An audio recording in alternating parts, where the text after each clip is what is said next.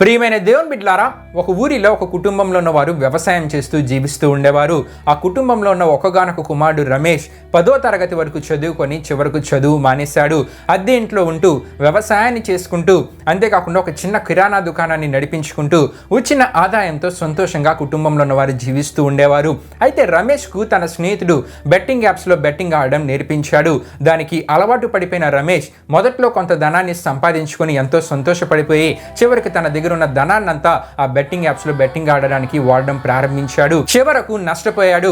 తల్లిదండ్రులకు తెలియకుండా 30 లక్షల వరకు అప్పు చేసేశాడు. చివరకు తాను చేసిన తప్పును తల్లిదండ్రులకు తెలియజేయగానే అప్పటి వరకు ఆ కుటుంబంలో ఉన్న సంతోషము, ఆనందము ఆవిరై భయము, ఆందోళన ప్రారంభమైంది.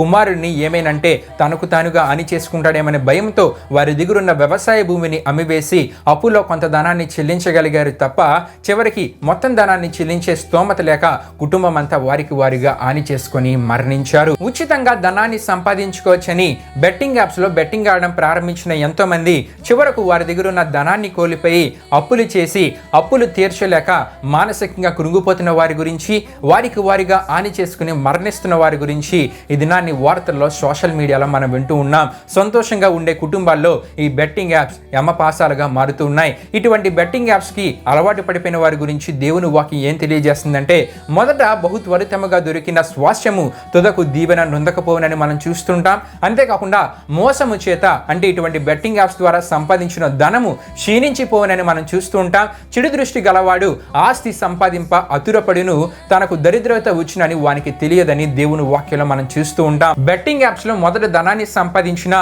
అది నిలువదు సరికదా, ఉన్న ధనమంతా కోల్పోయేలా చేసి మానసిక కృంగుబాటును కలుగు చేస్తుంది, అనేకుల మరణానికి దారి తీస్తుంది. కాబట్టి బెట్టింగ్ యాప్స్ కి దూరంగా ఉండండి. దేవునిలో నమ్మకంగా జీవించండి.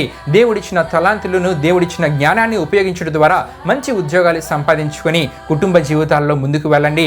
అంతేకాకుండా దేవునిలో నమ్మకంగా జీవించగలిగితే యెహోవా ఆశీర్వాదము ఐశ్వర్యం ఇచ్చును అనే ఆశీర్వాదపు స్థితిని కూడా మీ జీవితాల్లో మీరు పొందుకోగలరు. తద్వారా సంతోషకరమైన, సమాధానకరమైన జీవితాన్ని అనుభవించగలరు. ఆమేన్.